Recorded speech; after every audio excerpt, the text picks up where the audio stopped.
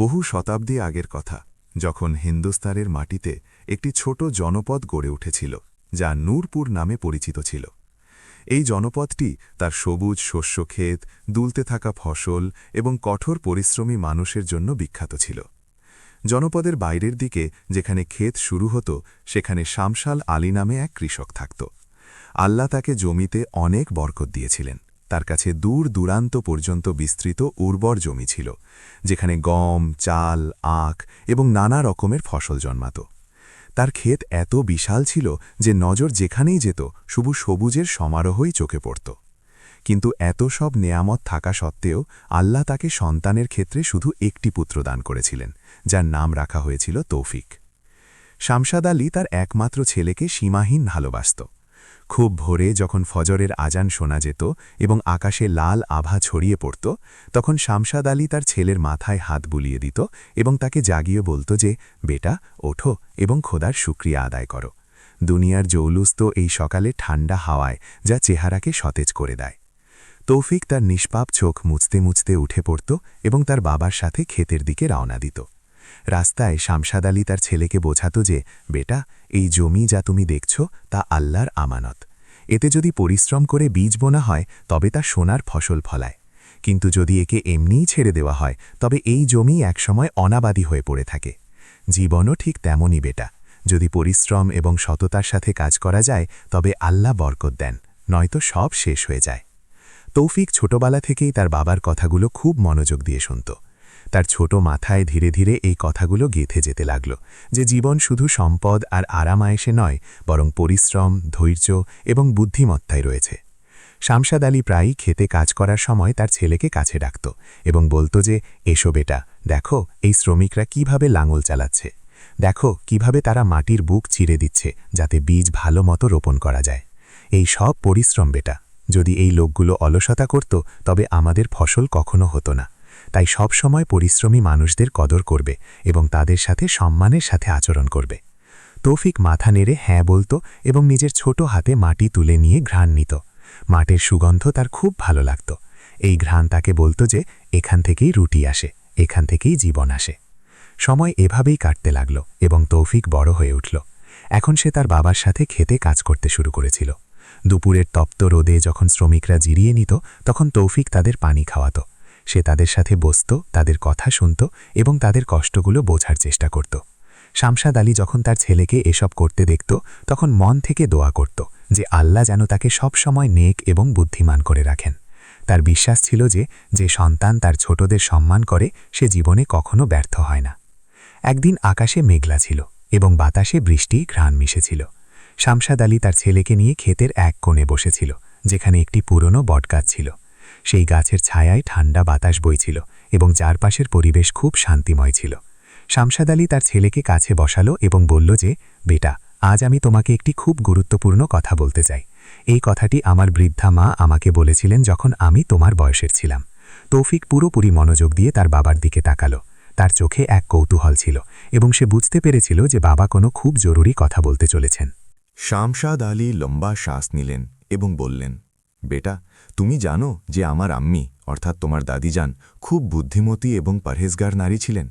তিনি তার সারা জীবনে আমাকে অনেক কিছু শিখিয়েছেন, কিন্তু একটি কথা এমন ছিল যা তিনি আমাকে তখন বলেছিলেন যখন আমার বিয়ে হতে চলেছিল। আমি আজ পর্যন্ত সেই কথার ওপর আমল করে আসছি এবং আল্লাহর শুকরিয়া যে আমি অনেক উপকার পেয়েছি। এখন সময় এসেছে যে আমি এই কথাটি তোমাকেও বলবো। তৌফিক তার বাবার প্রতিটি শব্দ মনোযোগ দিয়ে শোনার প্রস্তুতি নিল। তার বুক দুরুদুরু করতে লাগল। শামশাদ আলী বলতে লাগলেন যে, বেটা, যখন তোমার বিয়ে হয়ে যাবে তখন বিয়ের প্রথম রাতে নিজের স্ত্রীকে একটি প্রশ্ন অবশ্যই করবে। এই প্রশ্নটি তোমার দাদিজান আমাকে শিখিয়েছিলেন এবং আমি তোমার আম্মিকে জিজ্ঞেস করেছিলাম। প্রশ্নটি হল, এমন কখন হয় যে 1 টাকা 2 টাকার চেয়ে বেশি দামি হয়ে যায়? তৌফিক কিছুক্ষণের জন্য ভাবনায় পড়ে গেল। সে তার বাবার দিকে তাকিয়ে জিজ্ঞেস করল যে, আব্বাজান, এটা কেমন প্রশ্ন? 1 টাকা তো সবসময় 1 টাকাই হয়, সেটা 2 টাকার চেয়ে বেশি দামি কিভাবে হতে পারে? শামশাদ আলী হাসলেন এবং বললেন, বেটা, এটাই তো পরীক্ষা। এই প্রশ্নের উত্তর শুধু সেই নারীই জানে যে বুদ্ধিমান, নেক, পরহেজগার এবং আল্লাহকে ভয় পায়। যদি তোমার স্ত্রী সঠিক উত্তর দিয়ে দেয় তবে বুঝে নিও যে আল্লাহ তোমাকে একটি নেক এবং বুদ্ধিমান স্ত্রী দিয়েছেন যে তোমার সারা জীবন সাথ দেবে। কিন্তু যদি সে উত্তর দিতে না পারে বা ভুল উত্তর দেয় তবে বেটা এক মুহূর্ত সময় নষ্ট না করে তাকে তালাক দিয়ে দিও, সে যতই সুন্দরী হোক না কেন। কারণ সৌন্দর্য তো একদিন ফুরিয়ে যায়, কিন্তু বুদ্ধি আর নেকি সবসময় টিকে থাকে। তৌফিকের কাছে তার বাবার কথাগুলো খুব অদ্ভুত মনে হলো। সে ভাবল যে বিয়ের প্রথম রাতে এমন প্রশ্ন কিভাবে করা যেতে পারে, আর যদি উত্তর না আসে তবে তালাক দেওয়া কত কঠিন সিদ্ধান্ত। কিন্তু সে তার বাবার ওপর ভরসা করেছিল। তার মনে ছিল যে তার দাদিজান খুব নেক এবং বুদ্ধিমতী ছিলেন। মানুষ দূর দূরান্ত থেকে তার কাছে সমস্যার সমাধান খুঁজতে আসত। যদি তিনি এই উপদেশ দিয়ে থাকেন তবে নিশ্চয়ই কোনো গভীর কারণ থাকবে। তৌফিক মাথা নত করে বলল যে, আব্বাজান, আপনি যা বলছেন আমি তা অবশ্যই করব। আমি আপনার এবং দাদিজানের উপদেশ কখনো ভুলব না। শামশাদ আলী তার ছেলের মাথায় স্নেহের হাত রাখলেন এবং বললেন যে, বেটা, আমার তোমার উপর পুরো বিশ্বাস আছে। তুমি আমার ছেলে এবং আমি জানি তুমি বুদ্ধিমান। এই দুনিয়ায় সবচেয়ে বড় সম্পদ হলো ভালো স্ত্রী, যে স্বামীর সাথ দেয়, ঘর সামলায় এবং সন্তানদের ভালো শিক্ষা দেয়। যদি স্ত্রী নেক এবং বুদ্ধিমান না হয় তবে ঘর ধ্বংস হয়ে যায়। আমি আমার জীবনে অনেক ঘর ভাঙতে দেখেছি শুধু এই কারণে যে স্ত্রী লোভী, বিশ্বাসঘাতক বা অবুঝ ছিল। তাই এই প্রশ্ন অনেক জরুরি। এটি শুধু একটি প্রশ্ন নয়, বরং তোমার সারা জীবনের ফাইসালা। তৌফিক তার বাবার কথাগুলো মনে গেঁথে নিল এবং নীরবে ভাবতে লাগল। সেই দিনের পর থেকে তৌফিকের জীবনে একটি নতুন চিন্তাধারা চলে এলো। সে প্রায়ই তার বাবার সেই প্রশ্নের কথা ভাবত। খেতে কাজ করার সময়, লাঙল চালানোর সময়, বীজ বোনার সময় বা ফসল কাটার সময় তার মাথায় এই প্রশ্নটিই ঘুরপাক খেত যে শেষ পর্যন্ত কিভাবে হতে পারে যে 1 টাকা 2 টাকার চেয়ে বেশি দামি হয়ে যায়। সে অনেকবার এই প্রশ্নের উত্তর খোঁজার চেষ্টা করেছিল, কিন্তু প্রতিবারই ব্যর্থ হল। কখনো সে ভাবত যে হয়তো পুরনো সময়ের মুদ্রার কথা বলা হয়েছে যা এখন বেশি দামি হয়ে গেছে। কখনো ভাবত হয়তো কোনো বিশেষ জায়গায় 1 টাকার মূল্য বেশি হবে, কিন্তু তার নিজের কাছেই নিজের উত্তরগুলো ভুল মনে হতো এবং সে আবার ভাবনায় ডুবে যেত। ধীরে ধীরে মাস পার হয়ে গেল এবং তৌফিক একজন যুবক হয়ে উঠল।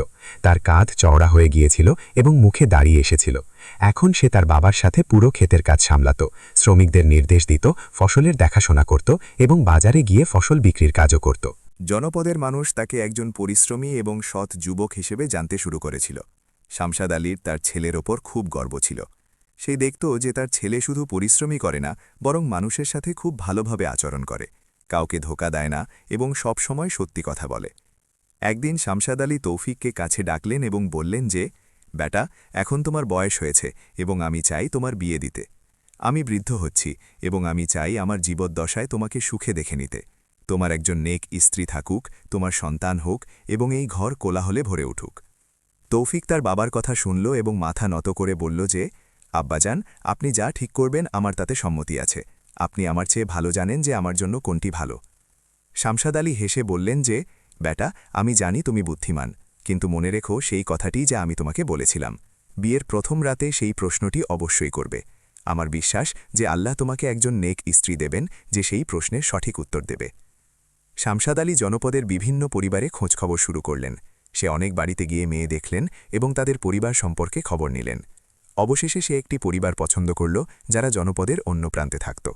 এই পরিবারটিও কৃষিকাজ করত এবং তাদের একটি মেয়ে ছিল যার নাম গুলনার। গুলনার খুব সুন্দরী ছিল। তার চোখগুলো বড় বড় ছিল, চুল লম্বা ও রেশমি এবং চেহারা চাঁদের মতো উজ্জ্বল ছিল। তার মা বাবা খুব খুশি ছিলেন যে শামশাদ আলীর মতো সম্মানিত কৃষকের ছেলের সাথে তাদের মেয়ের বিয়ে হচ্ছে। বিয়ের প্রস্তুতি শুরু হয়ে গেল। সারা জনপদে শামশাদ আলীর ছেলের বিয়ের খবর ছড়িয়ে পড়ল। মানুষ খুশি ছিল যে একজন নেক ও পরিশ্রমী কৃষকের সন্তানের বিয়ে হচ্ছে। বিয়ের দিন জনপদ থেকে অনেক মানুষ এলো। ক্ষেত থেকে তাজা সবজি ও ফল আনা হলো, খাসি জবেহ করা হলো এবং বড় বড় ডেকচিতে খাবার রান্না করা হলো। শামশাদ আলী তার সামর্থ্য অনুযায়ী সাধারণ কিন্তু মার্জিত বিয়ের আয়োজন করলেন। তিনি কোনো রকমের লোক দেখানো প্রদর্শন করলেন না, বরং সব টাকা অভাবী ও মেহমানদের আপ্যায়নে খরচ করলেন। বিয়ের রাতে যখন নববধূ ঘরে এলো তখন সারা বাড়ি আলোয় ঝলমল করে উঠল। প্রদীপ জ্বালানো হয়েছিল এবং তাদের শিখায় এক অদ্ভুত আনন্দের আমেজ ছিল। তৌফিকের মনে এক অদ্ভুত অস্থিরতা ছিল। সে জানত যে আজ তাকে তার বাবার উপদেশের উপর আমল করতে হবে। তাকে সেই প্রশ্নটি করতে হবে যা তার বাবা শিখিয়েছিলেন। কিন্তু তার এই ভয়ও ছিল যে যদি গুলনার উত্তর না দিতে পারে তবে কি হবে। বিয়ের প্রথম রাতেই তালাক দেওয়া কতটা কঠিন হবে। কিন্তু সে তার মনকে শক্ত করল এবং ভাবল যে আল্লাহর যা ইচ্ছা হবে তাই হবে। যখন বাড়ির সবাই চলে গেল এবং তৌফিক তার নতুন স্ত্রীর সাথে একা রইল, তখন সে সাহস সঞ্চয় করে ধীরে ধীরে বলল যে, গুলনার, আমি তোমাকে একটি প্রশ্ন জিজ্ঞেস করতে চাই। গুলনার লজ্জায় মাথা নাড়ল। তৌফিক জিজ্ঞেস করল যে, বলো, এমন কখন হয় যে 1 টাকা 2 টাকার চেয়ে বেশি দামি হয়ে যায়? গুলনার কিছুক্ষণের জন্য ভাবনায় পড়ে গেল। তার চোখে দ্বিধা ছিল। সে কিছু বলার চেষ্টা করছিল, কিন্তু কোনো উত্তর আসছিল না। সে তৌফিকের দিকে তাকালো এবং বলল যে, আমাকে ক্ষমা করবেন, আমি এই প্রশ্নের উত্তর জানি না। তৌফিকের মন ভেঙে গেল। তার বাবার কথা মনে পড়ে গেল এবং সে সিদ্ধান্ত নিয়ে নিল যে তাকে তার বাবার উপদেশের উপর আমল করতে হবে, চাই মনে যতই কষ্ট হোক না কেন। পরের দিন সকালে তৌফিক গুলনার তালাক দিয়ে দিল। সারা বাড়িতে শোকের ছায়া নেমে এলো। গুলনার কাঁদতে কাঁদতে তার মা বাবার বাড়ি চলে গেল। তার পরিবারের লোকজন খুব রেগে গেল এবং শামশাদ আলীর বাড়িতে এসে হইচই করল। তারা জিজ্ঞেস করল যে এটা কেমন অবিচার, বিয়ের প্রথম রাতেই তালাক দেওয়া। আমাদের মেয়ের কি কোনো দোষ ছিল? শামশাদ আলী ধৈর্যের সাথে বললেন যে, ভাই, এটি আমাদের পারিবারিক নিয়ম। আমার বৃদ্ধা মা আমাকে এই পদ্ধতি শিখিয়েছিলেন এবং আমি তার উপর আমল করে আসছি। আপনার মেয়ের কোনো দোষ নেই, কিন্তু আমার ছেলের জন্য একটি বিশেষ ধরনের স্ত্রী প্রয়োজন। দয়া করে আমাদের ক্ষমা করবেন। কিন্তু গুলনারের পরিবারের লোকজন মানতে রাজি ছিল না। তারা সারা জনপদে শামশাদ আলী এবং তার ছেলের বদনাম রটিয়ে দিল যে এই মানুষগুলো পাগল, যারা বিয়ের প্রথম রাতেই তালাক দিয়ে দেয়। তৌফিকের মনে খুব কষ্ট ছিল। সে ভাবতে থাকত যে হয়তো সে ভুল করেছে, হয়তো সেই প্রশ্নটি এতটা গুরুত্বপূর্ণ ছিল না। কিন্তু সে তার বাবার ওপর ভরসা রাখল এবং নীরবে নিজের কাজ করতে লাগল। মাস পার হয়ে গেল এবং তৌফিক আবার খেতে পরিশ্রম করতে লাগল। সে নিজের কষ্ট ভুলে থাকার চেষ্টা করত এবং নিজেকে কাজে ব্যস্ত রাখত। কয়েক মাস পর শামশাদ আলী আবার তার ছেলের বিয়ের কথা তুললেন। তিনি বললেন যে, বেটা, একবারের ব্যর্থতায় সাহস হারানো উচিত নয়। আল্লাহ অবশ্যই তোমাকে একজন নেক স্ত্রী দেবেন। শুধু ধৈর্য ধরো এবং দোয়া করো। তৌফিক মাথা নাড়ল এবং বলল যে, আব্বাজান, আপনি যা চান। শামশাদ আলী আবার খোঁজ শুরু করলেন এবং এবার তিনি অন্য একটি পরিবার খুঁজে বের করলেন, যারা জনপদ থেকে কিছুটা দূরে একটি গ্রামে থাকত। তাদের একটি মেয়ে ছিল যার নাম রুকসানা। রুকসানাও খুব সুন্দরী ছিল এবং তার মা বাবাও বিয়ের জন্য রাজি হয়ে গেলেন। দ্বিতীয় বিয়েও একই রকমভাবে হল। আবারও সেই কনের আগমন, সেই উৎসব, সেই নিয়মকানুন এবং সেই আয়োজন। কিন্তু তৌফিকের মনে এবার আগের চেয়েও বেশি ভয় ছিল। সে জানত যে যদি এবারও রুকসানা উত্তর না দিতে পারে তবে তাকে আবার তালাক দিতে হবে। বিয়ের রাতে যখন তৌফিক আবার সেই একই প্রশ্ন জিজ্ঞেস করল, তখন রুকসানাও উত্তর দিতে পারল না। সে অনেকক্ষণ চিন্তা করল, কিন্তু কোনো উত্তর এলো না।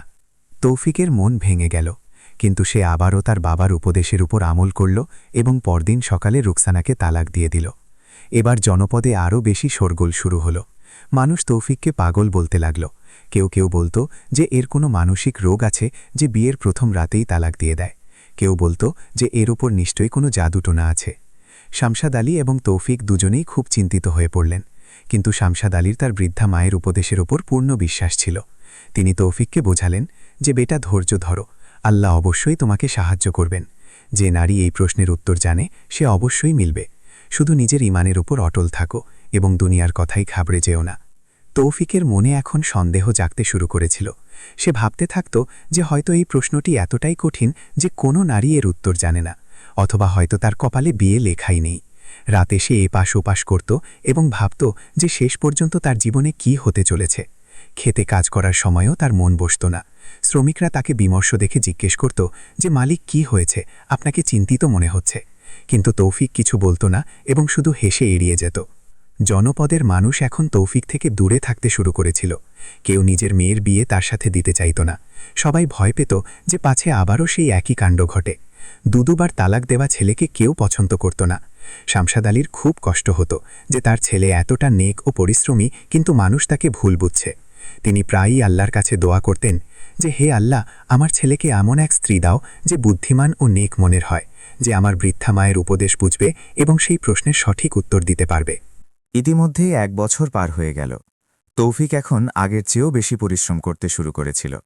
সে সকাল থেকে সন্ধ্যা পর্যন্ত খেতে পড়ে থাকত। কখনো লাঙল চালাত, কখনো বীজ বুনত, কখনো সেচ দিত, আর কখনো ফসল কাটত। সে ভেবেছিল যে বিয়ের কথা ভুলে যাওয়াই ভালো এবং তার বাবার সেবা ও চাষবাসের মধ্যেই জীবন কাটিয়ে দেবে। কিন্তু শামশাদ আলীর এটি পছন্দ ছিল না। তিনি তার ছেলেকে একা ছাড়তে চাইতেন না। তিনি জানতেন যে বার্ধক্যে তার একজন ভালো বউয়ের প্রয়োজন হবে, যে ঘর সামলাবে এবং তৌফিকের খেয়াল রাখবে। একদিন তৌফিক জনপদের বাজারে গিয়েছিল। পরবর্তী ফসলের জন্য তাকে কিছু বীজ এবং সার কিনতে হতো। বাজারে বেশ ভিড় ছিল। দোকানদাররা যার যার মাল বিক্রি করছিল এবং ক্রেতারা দরদাম করছিল। তৌফিক একটি দোকানে দাঁড়িয়ে বীজের গুণমান দেখছিল যে হঠাৎ তার নজর একটি মেয়ের ওপর পড়ল, যে সামনের দোকান থেকে কিছু জিনিস কিনছিল। সে মেয়েটি খুব সাধারণ পোশাক পরেছিল। তার মাথায় ওড়না ছিল, যা সে খুব শালীনতার সাথে পরেছিল। তার চোখে এক অদ্ভুত নুরানি ঢাপ ছিল, যেন তার ভেতর কোনো বিশেষ বুদ্ধি এবং বিচক্ষণতা রয়েছে। তৌফিক শুধু তাকে চেয়ে দেখল। সে প্রথমবার কোনো মেয়ের মধ্যে এমন আভিজাত্য এবং গাম্ভীর্য দেখেছিল। সেই মেয়েটি দোকানদারের সাথে খুব আদবের সাথে কথা বলছিল এবং যেসব জিনিস কিনছিল তার সঠিক দাম দিয়ে দিচ্ছিল।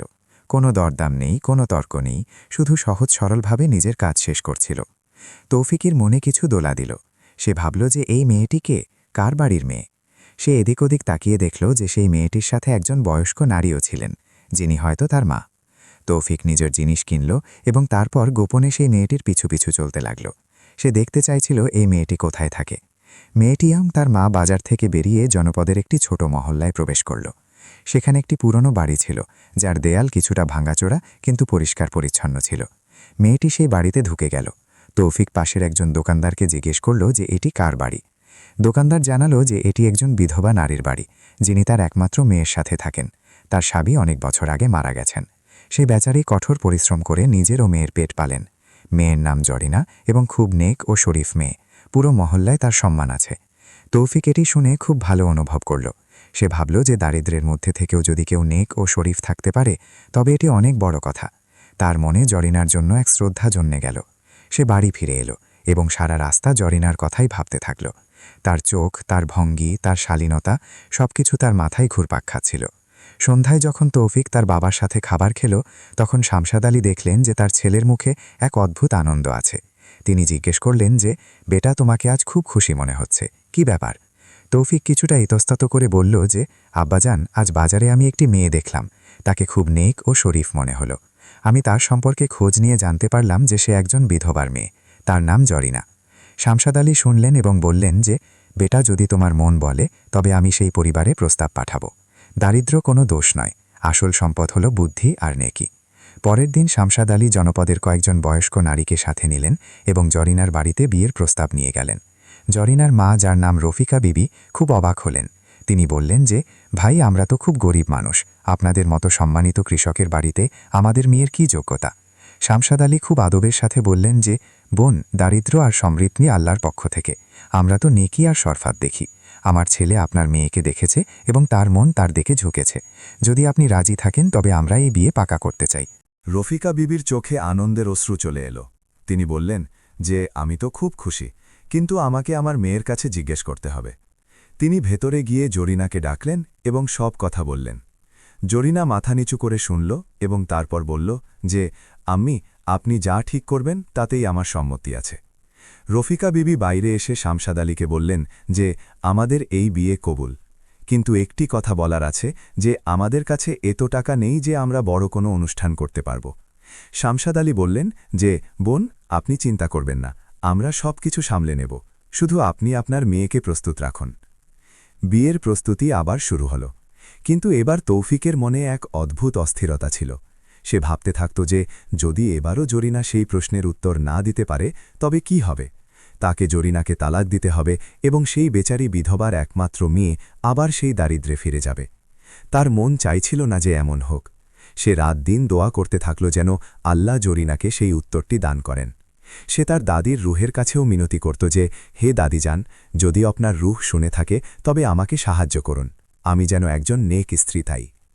বিয়ের দিন চলে এলো। এবার তৌফিক বলেছিল যে খুব সাদামাটা বিয়ে হওয়া উচিত, বেশি খরচের প্রয়োজন নেই, শুধু কাছের আত্মীয় এবং বন্ধুদের ডাকতে হবে।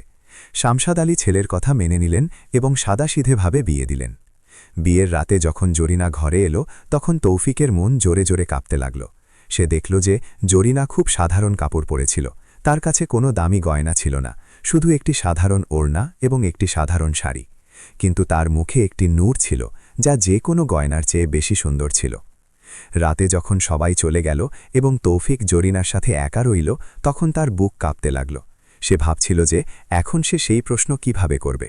যদি জরিনা উত্তর না দেয় তবে তাকে তালাক দিতে হবে এবং সে এটি করতে পারবে না। তার মনে জরিনার জন্য অনেক সম্মান ও ভালোবাসা জন্মে গিয়েছিল। সে চাইছিল না জরিনার কষ্ট হোক, কিন্তু তার বাবার উপদেশও তার মনে ছিল। সে খুব দ্বিধায় ছিল। অবশেষে সে সাহস করে বলল যে, জরিনা, আমি তোমাকে একটি প্রশ্ন করতে চাই। এটি অনেক জরুরি প্রশ্ন। জরিনা মৃদুস্বরে বলল যে, জিজ্ঞেস করুন। তৌফিক দীর্ঘশ্বাস নিল এবং জিজ্ঞেস করল, বলো, এমন কখন হয় যে 1 টাকা 2 টাকার চেয়ে বেশি দামি হয়ে যায়? জরিনা কয়েক মুহূর্তের জন্য চুপ রইল। সে নিজের চোখ বন্ধ করল, যেন কিছু ভাবছে। তৌফিকের বুক ধড়ফড় করতে লাগল। তার মনে হলো হয়তো জরিনাও উত্তর জানে না। কিন্তু তারপর জরিনা শান্তভাবে বলল যে, আমি এই প্রশ্নের উত্তর জানি না। তৌফিকের মনে যেন বজ্রপাত হল। তার চোখে পানি চলে হলো।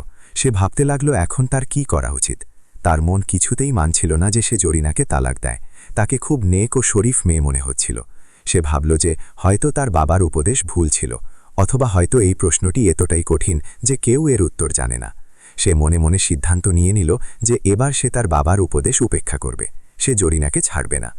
পরের দিন সকালে যখন শামশাদ আলী তৌফিককে জিজ্ঞেস করলেন যে, বেটা, তোমার স্ত্রী কি উত্তর দিল, তখন তৌফিক মিথ্যে বলল। সে বলল যে, আব্বাজান, ও একদম সঠিক উত্তর দিয়েছে। শামশাদ আলী খুব খুশি হলেন। তিনি আল্লাহর শুকরিয়া আদায় করলেন এবং বললেন যে, আলহামদুলিল্লাহ, শেষ পর্যন্ত তুমি একজন নেক ও বুদ্ধিমান স্ত্রী পেয়েছ। এখন আমার মন শান্ত হল। তৌফিক তার বাবাকে খুশি দেখে স্বস্তি অনুভব করল, কিন্তু মনের কোণে একটি ছোট খচখচানিও ছিল যে সে তার বাবার কাছে মিথ্যে বলেছে। দিন কাটতে লাগল। জরিনা খুব ভালো পুত্রবধূ হিসেবে নিজেকে প্রমাণ করল। সে খুব ভোরে ঘুম থেকে উঠত, ঘরদোর পরিষ্কার করত, রান্না করত এবং শামশাদ আলীর খেদমত করত। সে সবসময় আদব এবং শিষ্টাচারের সাথে চলত, কখনো কারো সাথে চড়া গলায় কথা বলত না। শামশাদ আলী খুব খুশি ছিলেন যে তিনি এত ভালো বউ পেয়েছেন। তিনি প্রায় তৌফিককে বলতেন যে, বেটা, তোমার দাদির উপদেশ কতটা দামি ছিল, দেখো আল্লাহ তোমাকে কেমন নেক স্ত্রী দিয়েছেন। কিন্তু তৌফিকের মনে সবসময় একটি সন্দেহ দানা বেঁধে থাকত। সে ভাবতে থাকত যে জরিনা কি সত্যি তেমন যেমনটা বাইরে থেকে দেখা যাচ্ছে, নাকি সে শুধু ভান করছে। তার বাবার কথা মনে পড়ত যে নারী এই প্রশ্নের উত্তর জানে না সে নেক হতে পারে না। কিন্তু অন্যদিকে সে জরিনার নেকি আর শরফাতও দেখতে পাচ্ছিল। সে খুব দ্বিধায় থাকত। কয়েক মাস কাটল। একদিন শামশাদ আলী তৌফিক এবং জরিনা দুজনকে ডাকলেন এবং বললেন যে, আমাকে তোমাদের দুজনকে একটি কথা বলতে হবে। তৌফিক এবং জরিনা দুজনেই মনোযোগ দিয়ে শুনতে লাগল। শামশাদ আলী বললেন যে, বেটা এবং বেটি, আমি বৃদ্ধ হচ্ছি এবং আমি জানি না আল্লাহ আমার জন্য আর কয়দিন লিখেছেন। তাই আমি চাই তোমাদের একটি কথা বলে দিই যা খুব গুরুত্বপূর্ণ। তৌফিকের বুক কাঁপতে লাগল। তার মনে হল হয়তো বাবা তার মিথ্যে ধরে ফেলেছেন। কিন্তু শামশাদ আলী অন্য কিছু বললেন। তিনি বললেন যে, বেটা, আমার বৃদ্ধা মা আমাকে একটি অনেক বড় আমানত সঁপেছিলেন। সেই সময় আমাদের অনেক জমি এবং সম্পদও ছিল। আমার আম্মি সেই সম্পদের একটি অংশ লুকিয়ে রেখেছিলেন, যাতে বিপদের সময় কাজে আসে। তিনি গোপনে আমাকে জানিয়েছিলেন এবং বলেছিলেন যে যখন তোমার ছেলে বড় হবে এবং তার বিয়ে হবে, তখন এই রহস্যটি তুমি তোমার বউকে জানিয়ে দিও, কারণ বউই ঘরের আসল দেখভালকারী হয়। তৌফিক অবাক হয়ে গেল। সে জানত না যে তাদের কাছে কোনো গোপন সম্পদ আছে। শামশাদ আলী বলতে লাগলেন যে, জরিনা বেটি, আমি তোমার উপর পুরো ভরসা করি। তুমি অনেক নেক এবং বুদ্ধিমান। এখন আমি তোমাকে সেই জায়গাটি দেখাচ্ছি যেখানে সেই সম্পদ লুকানো আছে। কিন্তু মনে রেখো, এই গোপন রহস্য শুধু তোমার আর আমার মধ্যে থাকবে। তৌফিককে তখনই বলবে যখন সত্যি খুব প্রয়োজন হবে, কারণ যদি সে আগেই জানতে পারে তবে হয়তো সে তা এমনিই খরচ করে ফেলবে। জরিনা আদবের সাথে বলল যে, আব্বাজান, আপনি যা বলবেন আমি তাই করব। আপনি আমার ওপর ভরসা রাখুন। শামশাদ আলী জরিনাকে নিয়ে বাড়ির পেছনে গেলেন। সেখানে একটি পুরনো কুয়া ছিল। কুয়ার পাশে একটি ছোট কামরা ছিল, যা মাঝে মাঝে ব্যবহার করা হতো। শামশাদ আলী কামরার দরজা খুললেন এবং ভেতরে নিয়ে গেলেন। সেখানে মেঝের নিচে একটি ভূগর্ভস্থ ঘর, তহখানা ছিল, যার সিঁড়ি নিচের দিকে নেমে গিয়েছিল। শামশাদ আলী একটি মশাল জ্বালালেন এবং নিচে নেমে গেলেন। জরিনাও তার পিছু পিছু গেল। নিচে একটি ছোট কামরা ছিল, যাতে কিছু পুরনো থালা বাসন এবং জিনিসপত্র রাখা ছিল। শামশাদ আলী দেওয়ালের একটি কোণের দিকে ইশারা করলেন এবং বললেন যে, বেটি, এখানে দেখো। তিনি দেওয়ালের একটি ইট ধীরে চাপ দিলেন, তো সেটি ভেতরের দিকে ঢুকে গেল। তারপর তিনি সেই ইটটি আবার চাপ দিলেন, তো সেটিও ভেতরে ঢুকে গেল। আর সেই ইটের পেছনে একটি ছোট ফাঁকা জায়গা দেখা গেল। সেই জায়গায় কিছু কাপড়ে মোড়ানো পুটলি রাখা ছিল। শামশাদ আলী একটি পুটলি বের করলেন এবং খুললেন। তাতে সোনার মুদ্রা ছিল, যা মশালের আলোয় চিকচিক করছিল। জরিনার চোখ ধাঁধিয়ে গেল। সে এত সোনা প্রথমবার দেখছিল। শামশাদ আলী বললেন যে, বেটি, এটি আমার আম্মির আমানত। এখানে সোনার মুদ্রা ছাড়াও কিছু রত্নভাণ্ডার আছে, যা আমার দাদার আমলের। এসবই তোমার আর তৌফিকের জন্য। কিন্তু এটি এখন লুকিয়ে রাখবে। তৌফিক খুব নেক দিল, কিন্তু সে এখনও যুবক, আর যৌবনে মানুষ কখনো কখনো বুদ্ধিমত্তার সাথে কাজ করে না। যদি সে এই সম্পদের খবর জানতে পারে, তবে হয়তো সে এটি এমনিই উড়িয়ে দেবে, অথবা ভুল মানুষের পাল্লায় পড়ে যাবে। তাই তুমি এটি সামলে রাখবে এবং তখনই ব্যবহার করবে যখন সত্যিই প্রয়োজন হবে। জরিনা মাথা নত করে বলল যে, আব্বাজান, আপনি চিন্তা করবেন না, আমি এই আমানতকে নিজের জীবনের চেয়েও বেশি আগলে রাখব এবং তৌফিককে তখনই জানাব যখন সময় আসবে। শামশাদ আলী জরিনার মাথায় আদরের হাত রাখলেন এবং দোয়া দিলেন যেন আল্লাহ তাকে সবসময় নেক এবং বুদ্ধিমান করে রাখেন। তারপর তারা পুটলিটি আবার রেখে দিলেন, এটি জায়গায় লাগিয়ে দিলেন এবং দুজনেই ওপরে চলে এলেন। তৌফিক তখন খেতে কাজ করছিল এবং তার এই ব্যাপারে কোনো খবরে ছিল না যে তার বাবা তার স্ত্রীকে কী রহস্য জানিয়েছেন। সেই দিনের পর থেকে জরিনার মনে এক অদ্ভুত টানাপড়েন শুরু হল। একদিকে তো সে খুব খুশি ছিল যে তার শ্বশুর তার উপর এতটা ভরসা করেছেন। তার মনে হল শামশাদ আলী তাকে নিজের মেয়ের মতো ভাবেন এবং তার উপর পূর্ণ আস্থা রাখেন। কিন্তু অন্যদিকে তার মনে একটি ছোট লোভও জাগতে শুরু করেছিল। সে ভাবতে থাকত যে এত সোনা আর রত্ন যদি এসব তার কাছে থাকত, তবে সে কত ভালো জীবন যাপন করতে পারত। তার আম্মির কষ্টগুলো শেষ হয়ে যেত, সে ভালো কাপড় পরতে পারত, ভালো খাবার খেতে পারত এবং আরামের জীবন কাটাতে পারত। কিন্তু তারপর সে নিজেকে বোঝাত যে না, এটি ভুল, এটি আমানত, এবং আমানতের খেয়ানত করা অনেক বড় গুনাহ। তার নিজের আম্মির শিক্ষার কথা মনে পড়ত, যিনি সবসময় বলতেন যে বেটি চাই যতই কষ্ট হোক, কিন্তু কখনো বেইমানি করবে না। আল্লাহ দেখছেন এবং তিনি প্রতিটি জিনিসের হিসাব নেবেন। জরিনা নিজের মনকে বোঝাত এবং কাজে লেগে যেত। দিন পার হতে লাগল এবং জরিনা প্রতিদিন শামশাদ আলীর সেবা করতে লাগল। সে সকালে উঠে তার জন্য চা বানাত, তার কাপড় ধুয়ে দিত, তার পা টিপে দিত এবং সব দিক থেকে তার খেয়াল রাখত। শামশাদ আলী খুব খুশি ছিলেন যে তিনি এত ভালো বউ পেয়েছেন। তিনি প্রায়ই তৌফিককে বলতেন যে বেটা, তোমার স্ত্রী খাঁটি সোনা, আল্লাহ তোমাকে অনেক ভালো ভাগ্য দিয়েছেন। তৌফিকও জরিনাকে খুব ভালোবাসতে শুরু করেছিল। সে দেখত যে জরিনা সারাক্ষণ পরিশ্রম করে এবং কখনো কোনো জিনিসের আবদার করে না। সে খুব অল্পে সন্তুষ্ট এবং সাধাসিধে ছিল। 1 বছর পার হয়ে গেল। এই সময় শামশাদ আলী অসুস্থ হতে লাগলেন। তার বয়স বেড়ে চলছিল এবং শরীর সঙ্গ দিচ্ছিল না।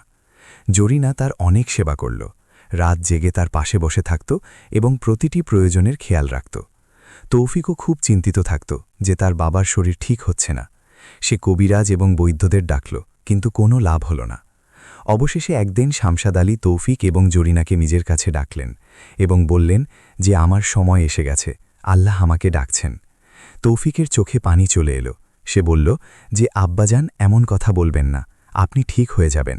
শামশাদ আলী হেসে বললেন যে বেটা, মৃত্যু থেকে কেউ বাঁচতে পারে না, এটি তো একদিন আসতেই হতো।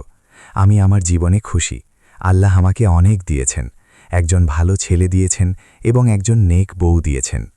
এখন আমি শুধু এটাই দোয়া করি যে তোমরা দুজনে সবসময় খুশি থাকো এবং আল্লাহর পথে চলো।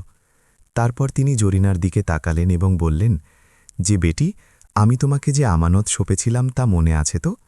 জরিনা কাঁদতে কাঁদতে বলল যে জি আব্বাজান, মনে আছে। শামশাদ আলী বললেন যে ওটিকে সামলে রেখো এবং তৌফিকের খেয়াল রেখো। সে অনেক নেক দিল, কিন্তু দুনিয়া বড় চালাক, তুমি তাকে সামলিও। সেই রাতেই শামশাদ আলী দুনিয়া থেকে বিদায় নিলেন। পুরো জনপদে শোকের ছায়া নেমে এলো। শামশাদ আলী একজন নেক এবং সৎ মানুষ ছিলেন এবং সবাই তাকে খুব সম্মান করত। তার জানাজা বের হল এবং জনপদের বাইরে কবরস্থানে দাফন করা হল। তৌফিক খুব শোকার্ত ছিল। সে তার আশ্রয় হারিয়ে ফেলেছিল। সে দিনরাত কাঁদত এবং তার বাবাকে মনে করত। জরিনা তাকে অনেক সান্ত্বনা দিল। সে বলল যে এটি আল্লাহর ইচ্ছা এবং আমাদের ধৈর্য ধরা উচিত। আপনার আব্বাজান খুব নেক ছিলেন এবং আল্লাহ তাকে নিজের কাছে ডেকে নিয়েছেন। শামশাদ আলীর মৃত্যুর পর জরিনার মনে ধীরে ধীরে পরিবর্তন আসতে লাগল। প্রথমে তো সে আগের মতোই নেক এবং পরিশ্রমী রইল, কিন্তু কিছুদিনের পর তার মনে সেই লুকানো সম্পদের কথা বারবার আসতে লাগল। সে ভাবত যে এখন শামশাদ আলী নেই এবং এখন কেউ দেখার নেই। যদি সে সেই সম্পদ ব্যবহার করে তবে কি পার্থক্য হবে? তৌফিক তো জানেই না যে কোনো লুকানো সম্পদ আছে। সে ভাবত যে শামশাদ আলী তৌফিককে এই রহস্য এই কারণে বলেননি কারণ তার ভয় ছিল যে সে হয়তো তা কেমনিই খরচ করে ফেলবে। কিন্তু যদি সে নিজে এটি সাবধানে ব্যবহার করে তবে ক্ষতি কি? এই চিন্তাগুলো তার মনে ধীরে ধীরে ডানা মেলতে লাগল। প্রথমে তো সে এই চিন্তাগুলো ঝেড়ে ফেলত, কিন্তু তারপর সেগুলো আরও শক্তিশালী হল। সে ভাবল যে শামশাদ আলী নিজেই তাকে এই রহস্য বলেছিলেন এবং বলেছিলেন যে এই সম্পদ তৌফিক এবং তার জন্য, তাহলে এটি ব্যবহার করতে বাধা কথায়। ধীরে ধীরে তার মনে লোভ বাসা বেঁধে নিল এবং সে সেই সম্পদের কথা ভাবতে থাকল। কয়েক মাস পর জরিনার মেজাজ পাল্টাতে লাগল। সে তৌফিকের কাছে ছোটখাটো জিনিসের আবদার করতে লাগল। কখনো নতুন কাপড় চাই, কখনো ভালো খাবার চাই, কখনো গয়না চাই। তৌফিক তার স্ত্রীকে খুব ভালোবাসত, তাই সে যা চাই কোন কাপড় কিনল, ভালো খাবার আনালো এবং সে যা চাইত তা দেওয়ার চেষ্টা করত। কিন্তু জরিনার চাহিদা বেড়েই চলছিল। প্রতি সপ্তাহে কোনো না কোনো নতুন জিনিসের শখ হতো। কখনো সে বলতো যে আমার সোনার চুড়ি চাই, যেমনটা পাশের বাড়ির মহিলার আছে।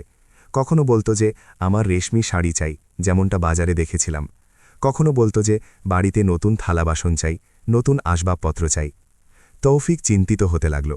তার চাষবাস থেকে যা আয় হতো তা জরিনার শখ মেটাতেই খরচ হয়ে যেত। সে ভাবল হয়তো এটি নারীদের স্বভাব যে তারা ভালো জিনিস পছন্দ করে। সে কখনো জরিনাকে মানা করেনি। সে ভাবত যে তার বাবা বলেছিলেন যে জরিনা নেক এবং বুদ্ধিমান, তাই যা সে চাইছে নিশ্চয়ই কোনো কারণ থাকবে। কিন্তু তৌফিক জানত না যে জরিনার মনে এখন লোভের বিষ ছড়িয়ে পড়েছে এবং সে ধীরে ধীরে নিজের আসল চেহারা দেখাচ্ছে। মাস কাটতে লাগল এবং জরিনার চাহিদা বাড়তেই থাকল। এখন সে প্রতিটি জিনিসে খুঁত ধরতে শুরু করল। খাবার রান্না হলে বলতো যে এটি তো খুব সাধারণ, আমার মিষ্টি খাবার চাই, শুকনো ফল চাই। কাপড় আনলে বলতো যে এটি তো খুব সাধারণ, আমার দামি কাপড় চাই। গহনা আনলে সে বলতো যে এগুলো তো খুব ছোট, আমার ভারী গহনা চাই। তৌফিক নিজের জান লড়িয়ে পরিশ্রম করত, কিন্তু জরিনা কখনো খুশি হতো না। তার চেহারায় সব সময় বিরক্তি আর অসন্তুষ্টির ছাপ থাকত। একদিন তৌফিক সাহস করে জরিনাকে বলল যে শোনো, আমি যতটা আয় করি ততটাই তো খরচ করতে পারি। তোমার প্রতিটি আবদার পূরণ করা আমার সাধ্যে নেই। যদি এভাবেই খরচ হতে থাকে তবে আমাদের কাছে কিছুই অবশিষ্ট থাকবে না। জরিনা রুক্ষস্বরে জবাব দিল যে তোমার বাপের কাছে এত জমি ছিল, এত সম্পদ ছিল, আর তুমি বলছো যে আমাদের কাছে কিছু নেই? তুমি আসলে পরিশ্রম করতে চাও না।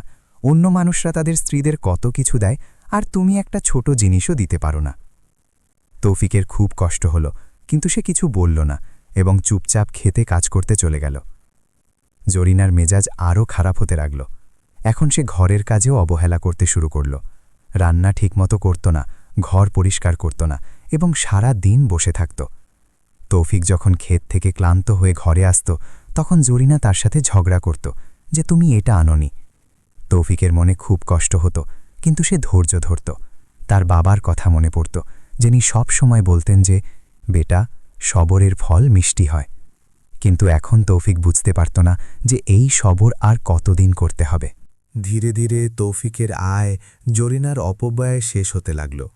সে তার কিছু জমি বিক্রি করে দিল যাতে জরিনার শখ পূরণ করতে পারে। কিন্তু জরিনার চাহিদা কখনো শেষ হতো না। যত দেওয়া হতো সে ততই আরও চাইত। তৌফিক তার বাবার কিছু পুরনো গহনাও বিক্রি করে দিল, যা তিনি তার বাপদাদার কাছ থেকে পেয়েছিলেন। কিন্তু জরিনা তাতেও সন্তুষ্ট হতো না। সে সবসময় এটাই বলতো যে আরও চাই। একদিন জরিনার মা রফিকা বিবি তাদের বাড়িতে এলেন। তিনি দেখলেন যে জরিনার কাছে অনেক নতুন কাপড় এবং গহনা আছে, ঘরে ভালো খাবার রান্না হচ্ছে এবং সব ধরনের সুযোগ সুবিধা আছে। রফিকা বিবি খুব অবাক হলেন। তিনি জরিনাকে একান্তে জিজ্ঞেস করলেন যে বেটি, এসব কোথা থেকে এলো? তৌফিক তো একজন সাধারণ কৃষক, এ তো সম্পদ কোথা থেকে আসছে? জরিনা খুব চালাকির সাথে জবাব দিল যে আম্মি, তৌফিকের আব্বা অনেক সম্পদ রেখে গিয়েছিলেন, আমরা ওটাই ব্যবহার করছি। রফিকা বিবি বিশ্বাস করতে পারলেন না, কিন্তু তিনি কিছু বললেন না। কিন্তু আসল সত্য এটাই ছিল যে জরিনা এখন সেই লুকানো সম্পদের ব্যবহার শুরু করেছিল। যখন তৌফিক খেদে থাকত তখন সে চুপিসারে তহখানায় যেত, দেয়াল থেকে ইট সরাত এবং সেখান থেকে সোনার মুদ্রা আর রত্ন বের করে নিত। তারপর সে সেগুলো বিক্রি করে টাকা আনত এবং নিজের শখ পূরণ করত। ধীরে ধীরে সেই লুকানো খজনা শেষ হতে চলছিল। জরিনার এই বিষয়ে কোনো ভ্রুক্ষেপ ছিল না যে এটি একটি আমানত ছিল, যা শামসাদ আলী তার উপর ভরসা করে সঁপেছিলেন। তার মনে এখন শুধু লোভ আর স্বার্থপরতা ছিল। কয়েক মাসের মধ্যেই শামসাদ আলীর রেখে যাওয়া সব সম্পদ শেষ হয়ে গেল। প্রতিটি সোনার মুদ্রা, প্রতিটি রত্ন, সবকিছু জরিনা তার অপব্যয়ে বরবাদ করে দিল। এখন তহখানায় শুধু খালি জায়গা পড়েছিল। জরিনা যখন দেখল যে এখন আর কিছু অবশিষ্ট নেই, তখন সে ঘাবড়ে গেল। সে ভাবল যে এখন কি হবে, এখন আমি আমার শখ কিভাবে পূরণ করব। কিন্তু সে এই বিষয়ের উল্লেখ তৌফিকের কাছে করল না। সে জানত যে যদি সে জানায় যে কোনো লুকানো সম্পদ ছিল আর এখন তা শেষ হয়ে গেছে, তবে তৌফিক বুঝে যাবে যে সে আমানতে খেয়ানত করেছে। এখন জরিনার আচরণ আরও খারাপ হয়ে গেল। সে তৌফিকের সাথে প্রতিদিন ঝগড়া করত আর বলতো যে তুমি কিছু আয় করো না, তুমি অপদার্থ, তোমার বাপ কিছুই রেখে যায়নি। তৌফিক খুব অবাক হতো যে জরিনার মেজাজ এতটা বদলে গেল কিভাবে। যে নারী আগে এতটা নেক আর শরীফ মনে হতো, সে এখন এতটা তিক্ত আর বদমেজাজি কিভাবে হয়ে গেল। কিন্তু সে তার ভালোবাসার কারণে জরিনাকে সহ্য করে যেত। ধীরে ধীরে তৌফিকের বাকি থাকা জমিগুলোও বিক্রি হতে লাগল। সে সব কিছু বিক্রি করে দিল যাতে জরিনার চাহিদা পূরণ হতে পারে। শেষে শুধু বাড়ি আর সামান্য জমি অবশিষ্ট রইল। তৌফিক খুব চিন্তিত হয়ে পড়ল। সে ভাবল যে এখন আমাকে অন্য কিছু করতে হবে। সে জনপদে ছোটখাটো কাজ খুঁজতে শুরু করল। কখনো কারো খেতে মজুরি করত, কখনো বাজারে মাল বহন করত, কখনো দোকানে কাজ করত। যে কাজই পেত সে তাই করে নিত যাতে কিছু টাকা আয় করতে পারে। কিন্তু জরিনা তবুও অসন্তুষ্ট থাকত। এখন তার ঘরের খাবারও পছন্দ হতো না। সে সবসময় অভিযোগ করত যে এটা সাধারণ বা বিস্বাদ। তৌফিক যখন রুটি আর শাক নিয়ে বসত, তখন জরিনা মুখ ঝামটা দিয়ে বলতো যে আমি এটা খাবো না, আমি তো গোস্ত খাবো। তৌফিকের কাছে এত টাকা থাকত না যে প্রতিদিন গোস্ত কিনতে পারে, কিন্তু জরিনার জেদের কাছে সে বাধ্য ছিল। একদিন জনপদে একজন কসাই এলো, যার নাম ছিল মঞ্জুর। মঞ্জুরের দোকান বাজারে ছিল এবং সে গোস্ত বিক্রি করত। জরিনা যখন দেখল, তখন তার মনে একটি কুচিন্তা এলো। সে ভাবতে লাগল যে যদি আমি এই কসাইয়ের সাথে বন্ধুত্ব করে নিই, তবে হয়তো সে আমাকে বিনে পয়সায় গোস্ত দিয়ে দেবে, কারণ তৌফিকের কাছে এখন এত টাকা নেই যে প্রতিদিন গোস্ত কিনতে পারে। ধীরে ধীরে জরিনা আর মঞ্জুরের মধ্যে সম্পর্ক তৈরি হতে লাগল। যখন তৌফিক খেতে বা বাজারে কাজ করতে যেত, তখন মঞ্জুর জরিনার বাড়িতে আসত আর গোস্ত দিত। জরিনা সেই গোস্ত রান্না করত আর মঞ্জুরের সাথে খেয়ে নিত। যখন তৌফিক ঘরে আসত, তখন সে শুধু রুটি আর তেল পেত। জরিনা বলতো যে আমার পেট ভরা আছে, আমার ক্ষুধা নেই। তৌফিকের এই বিষয়ে কোনো সন্দেহ ছিল না যে তার স্ত্রীর সাথে কি হচ্ছে। মহল্লার কিছু মানুষ এটা দেখেছিল যে যখন তৌফিক ঘরে থাকে না, তখন মঞ্জুর তার বাড়িতে যায়, কিন্তু কেউ তৌফিককে বলেনি। কেউ কেউ ভাবত হয়তো তৌফিক জানে এবং সে অনুমতি দিয়েছে। কেউ কেউ ভাবত এটা আমাদের কাজ নয় যে কারো ঘরের বিষয়ে হস্তক্ষেপ করি। কিন্তু সত্য এটাই ছিল যে জরিনা এখন পুরোপুরি নির্লজ্জ আর বেঈমান হয়ে গিয়েছিল। তার না আল্লাহর ভয় রইল, না রইল লজ্জা। এই সময়ে তৌফিকের অবস্থা আরও খারাপ হতে থাকল। সে তার শেষ জমিও বিক্রি করে দিল এবং এখন সে পুরোপুরি মজুরির ওপর নির্ভরশীল হয়ে পড়েছিল। প্রতিদিন সকালে সে বাজারে গিয়ে দাঁড়াত, যেখানে মজুররা কাজের সন্ধানে দাঁড়িয়ে থাকত। যার মজুর প্রয়োজন হতো সে সেখান থেকে মজুর নিয়ে যেত। কখনো কখনো তৌফিক কাজ পেত আর কখনো কখনো সারাদিন দাঁড়িয়ে থাকার পরও কোনো কাজ মিলত না। একদিন যখন তৌফিক বাজারে দাঁড়িয়েছিল, তখন একজন ব্যক্তি এলো আর বলল যে আমার কিছু মজুর প্রয়োজন, যারা আমার বাড়ির মেরামতের কাজ করবে। তৌফিক এবং আরও কিছু মজুর তার সাথে রওনা দিল। এই ব্যক্তিটি একজন ধনী মানুষ ছিল, যার নাম ছিল জলিল। জলিলের অনেক জমি ছিল আর সে একজন বড় ব্যবসায়ী ছিল। যখন সে তৌফিককে দেখল, তখন তার চেনা চেনা মনে হলো। সে জিজ্ঞেস করল যে তোমার নাম কি? তৌফিক বলল যে আমার নাম তৌফিক। জলিল আবার জিজ্ঞেস করল যে তোমার বাবার নাম কি ছিল? তৌফিক বলল যে শামসাদ আলী। এটা শোনা মাত্রই জলিল অবাক হয়ে গেল। সে বলল যে শামসাদ আলী, তিনি তো আমার অনেক পুরনো বন্ধু ছিলেন, আমরা ছোটবেলা থেকে একসাথে ছিলাম। কিন্তু তুমি এখানে মজুরি করছো কেন? তোমার বাবার কাছে তো অনেক জমি ছিল, অনেক সম্পদ ছিল। তৌফিকের চোখে পানি চলে এলো। সে সব কাহিনী জলিলকে শুনিয়ে দিল। কিভাবে তার বাবার মৃত্যুর পর সব কিছু শেষ হয়ে গেল, কিভাবে তার স্ত্রীর চাহিদা বাড়তে লাগল আর কিভাবে সে সব কিছু বিক্রি করে দিল। জলিল মনোযোগ দিয়ে শুনল এবং তারপর ভাবনায় পড়ে গেল। সে বলল যে তৌফিক, আমার বিশ্বাস হয় না যে শামসাদ আলীর সব সম্পদ এত তাড়াতাড়ি শেষ হয়ে গেল। আমি তাকে খুব ভালোভাবে চিনতাম। তিনি অনেক বুদ্ধিমান আর দূরদর্শী মানুষ ছিলেন। আমার পুরো বিশ্বাস আছে যে তিনি তোমার জন্য কোনো সম্পদ লুকিয়ে রেখেছেন, আর হয়তো তিনি এই রহস্য তোমার স্ত্রীকে বলে গিয়েছেন, কারণ তিনি মনে করতেন যে স্ত্রী ঘরের আসল পরিচালক হয়। তৌফিক এটি শুনে খুব অবাক হল। সে বলল যে কিন্তু আমি তো কিছুই জানি না, আমার স্ত্রী আমার সাথে কখনো এমন কোনো কথা বলেনি। জলিল বলল যে, তবে এটাই প্রমাণ করে যে তোমার স্ত্রী তোমার কাছ থেকে লুকিয়ে রেখেছে। হয়তো সে সেই সম্পদ নিজেই ব্যবহার করে নিয়েছে আর তোমাকে বলেনি। তুমি কি জানো যে তোমার বিয়ের আগে তোমার বাবা আমার কাছে এসেছিলেন আর তিনি আমাকে একটি কথা বলেছিলেন? তিনি বলেছিলেন যে আমার বৃদ্ধা মা আমাকে একটি উপায় শিখিয়েছেন যা দিয়ে বোঝা যায় যে স্ত্রী নেক কিনা, কিন্তু তিনি আমাকে সেই উপায়টি বলেননি। তৌফিকের বুক ধরফর করতে লাগল। তার বাবার সেই বিয়ের প্রথম রাতের প্রশ্নটি মনে পড়ে গেল, সেই প্রশ্ন যার উত্তর জরিনা দিতে পারেনি। তার মনে পড়ল যে সে তার বাবার কাছে মিথ্যে বলেছিল আর বলেছিল যে জরিনা সঠিক উত্তর দিয়েছে। এখন সে বুঝতে পারল যে তার বাবা সঠিক ছিলেন। যে নারী সেই প্রশ্নের উত্তর জানে না সে নেক হতে পারে না। সে তার ভালোবাসায় অন্ধ হয়ে তার বাবার উপদেশ উপেক্ষা করেছিল, আর এখন তাকে এর শাস্তি ভোগ করতে হচ্ছে। তৌফিকের চোখ দিয়ে পানি পড়তে লাগল। সে জলিলকে বলল যে, এখন আমি কি করব? আমার কাছে কিছুই অবশিষ্ট নেই। জলিল তাকে সান্ত্বনা দিল আর বলল যে, তুমি ঘাবড়াও না, আগে এটা নিশ্চিত হও যে সত্যি কোনো লুকানো সম্পদ ছিল কিনা। যদি ছিল তবে তা কোথায় ছিল আর এখন কোথায় আছে, তারপর আমরা দেখব কি করা যায়। জলিল তৌফিককে ভালো পারিশ্রমিক দিল আর খাবারেও নিমন্ত্রণ করল। খাবার খাওয়ার সময় জলিল তৌফিককে একটি বুদ্ধি শিখিয়ে দিল। সে বলল যে, তুমি তোমার স্ত্রীকে এটা বলো যে এখন তোমার কাছে বাড়ি ছাড়া আর কিছু নেই, আর তোমাকে বাড়িও বিক্রি করতে হবে। তাকে বলো যে সে যেন কিছুদিনের জন্য তার আম্মির বাড়িতে চলে যায়, আর তুমি ততক্ষণ একটি ছোট বাড়ি খুঁজবে। যখন সে চলে যাবে তখন তুমি পুরো বাড়িতে সন্ধান করবে যে কোথাও কোনো লুকানো সম্পদ আছে কিনা। তৌফিক বাড়ি ফিরে এলো আর সে ঠিক তেমনই করল যেমনটা জলিল বলেছিল। সে জরিনাকে বলল যে, এখন আমার কাছে কিছু নেই, আমাকে এই বাড়িও বিক্রি করতে হবে। তুমি কিছুদিনের জন্য তোমার আম্মির বাড়িতে চলে যাও, আমি ততক্ষণ একটি ছোট ঘর দেখি। জরিনার মুখে একটি অদ্ভুত হাসি ফুটে উঠল। সে মনে মনে খুশি হয়ে গেল। সে ভাবল যে ভালোই হলো, এখন এই বাড়ি বিক্রি হয়ে যাবে আর তৌফিক জানতেও পারবে না যে তওখানায় সম্পদ ছিল যা আমি খরচ করে ফেলেছি। সে তাড়াতাড়ি নিজের মালপত্র বাঁধল আর তার আম্মির বাড়ি চলে গেল। জরিনা বাড়ি থেকে বের হওয়া মাত্রই তৌফিক সন্ধান শুরু করে দিল।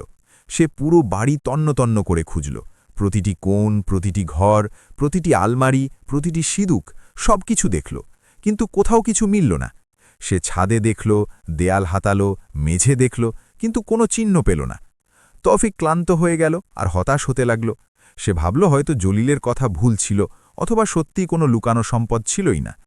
তারপর তার মনে হলো যে বাড়ির পেছনে যে পুরনো কুয়ো আছে আর তার পাশের কামরা, ওখানে তো সে দেখেনি। সে তৎক্ষণাৎ সেখানে গেল। কামরাটি বন্ধ ছিল আর তার ওপর ধুলো জমেছিল। সে দরজা খুলল তো ভেতর থেকে ভ্যাবসা বাতাস বেরোল। কামরায় কিছু পুরনো জিনিস রাখা ছিল। তৌফিক তীক্ষ্ণ নজরে দেখল তো মেঝেতে একটি ছোট দরজা দেখতে পেল, যা তখনার দিকে যেত। তার বুক জোরে জোরে কাঁপতে লাগল। তৌফিক একটি মশাল জ্বালালো আর তহখানায় নামতে লাগল। সিঁড়িগুলো পুরনো আর ভাঙাচোরা ছিল। নিচে অন্ধকার ছিল আর স্যাঁতস্যাঁতে গন্ধ আসছিল। যখন সে নিচে পৌঁছাল তখন সে দেখল যে একটি ছোট কামরা। মশালের আলোয় সে দেয়ালগুলো দেখল। এক কোণে তার কাছে কিছু অদ্ভুত মনে হল। ওখানে একটি ইট বাকি ইটগুলোর চেয়ে আলাদা মনে হচ্ছিল। তৌফিক সেই ইটটি স্পর্শ করল তো সেটি নড়ে উঠল। সে ইটটি টান দিয়ে বাইরে বের করে আনল। ইটের পেছনে একটি ছোট ফাঁকা জায়গা ছিল। তৌফিক মশালটি কাছে আনল আর ভেতরে উঁকি দিয়ে দেখল, কিন্তু সেখানে কিছুই ছিল না, শুধু খালি জায়গা। তার মন ভেঙে গেল। কিন্তু তারপর তার নজরে কিছু কাপড়ের টুকরো পড়ল, যেন কেউ কিছু পুটলি রেখেছিল আর তারপর বের করে নিয়েছে। সে হাত ভেতরে ঢুকালো তো তার আঙুলে কিছু ধুলো আর কাপড়ের আঁশ লেগে গেল। সে বুঝতে পারল যে এখানে অবশ্যই কিছু ছিল আর এখন তা শেষ হয়ে গেছে। তৌফিকের মাথায় বিদ্যুতের মতো একটি চিন্তা খেলে গেল। তার বাবার কথা মনে পড়ল যখন তিনি মৃত্যুর আগে জরিনাকে বলছিলেন যে আমি তোমাকে যে আমানত সঁপেছি তা সামালিও। এখন তৌফিকের কাছে সবকিছু পরিষ্কার হয়ে গেল। তার বাবা সত্যিই কোনো সম্পদ লুকিয়ে রেখেছিলেন আর জরিনাকে বলেছিলেন, কিন্তু জরিনা সেই আমানতে খেয়ানত করেছে আর সব সম্পদ নিজের শখ মেটাতে বরবাদ করে দিয়েছে। সে তৌফিককে কখনো বলেনি আর সব কিছু একাই শেষ করে দিয়েছে। তৌফিকের চোখে পানি চলে এলো। তার বাবার কথা মনে পড়ল, যিনি এত পরিশ্রম করে সম্পদ জমা করেছিলেন আর তা নিজের ছেলের জন্য বাঁচিয়ে রেখেছিলেন, কিন্তু জরিনার লোভ আর বেইমানি সব কিছু বরবাদ করে দিল। তৌফিকের নিজের ভুলেরও উপলব্ধি হল। সে তার বাবার উপদেশ উপেক্ষা করেছিল। সে মিথ্যে বলেছিল যে জরিনা সঠিক উত্তর দিয়েছে। যদি সে প্রথম রাতেই জরিনাকে তালাক দিয়ে দিত যেমনটা তার বাবা বলেছিলেন, তবে আজ এই অবস্থা হতো না। তৌফিক সেখানেই তহখানায় বসে পড়ল আর কাঁদতে লাগল। সে নিজের জীবন বরবাদ হতে দেখল। তার কাছে না সম্পদ রইল, না সম্মান রইল, না কিছু। সব কিছু শেষ হয়ে গিয়েছিল। অনেকক্ষণ সে সেখানেই বসে থাকল। তারপর সে নিজেকে সামলাল। সে ভাবল যে কাঁদলে কিছু হবে না, এখন যা হয়ে গেছে তা বদলানো যাবে না, কিন্তু অন্তত সে জরিনাকে তার যোগ্যতা দেখাতে পারে আর তার ওপর প্রতিশোধ নিতে পারে। তৌফিকের মাথায় একটি চতুর বুদ্ধি এলো। সে তহখানা থেকে বের হয়ে জনপদের বাজারে গেল আর সেখান থেকে উটের লাদি কিনল। তারপর সে আবার তহখানায় গেল আর সে সেই লাদি সেই একই জায়গায় রেখে দিল যেখানে সম্পদ রাখা ছিল। সেই ইটটি আবার লাগিয়ে দিল আর সব কিছু আগের মতো করে দিল। তারপর সে সরাসরি জলিলের কাছে গেল। জলিল যখন তৌফিককে দেখল, তখন তার চেহারা দেখেই বুঝে গেল যে কিছু মিলেছে। তৌফিক পুরো কাহিনী শোনাল, যে কিভাবে সে তৌখানা পেল আর কিভাবে সেখানে সব কিছু খালি ছিল। জলিল বলল যে আমি তো জানতাম শামশাদ আলী অবশ্যই কিছু লুকিয়ে রেখেছিলেন, কিন্তু তোমার স্ত্রী সব খরচ করে ফেলেছে। এখন তুমি কি করতে চলেছ? তৌফিক বলল যে আমি একটি বুদ্ধি ভেবেছি। আমি তাকে আর তার সঙ্গীকে শিক্ষা দিতে চাই, কিন্তু আমার আপনার সাহায্য প্রয়োজন। জলিল বলল যে তুমি বলো, কি সাহায্য চাই? তৌফিক বলল যে আমি আমার বাড়ি নিলামে তুলতে চাই, আর আমার বিশ্বাস যে সেই কসাই মঞ্জুর, যে আমার স্ত্রীর সঙ্গী হয়ে গেছে, সে অবশ্যই এই বাড়ি কিনবে, কারণ জরিনা তাকে বলেছে যে তওখানায় সম্পদ আছে।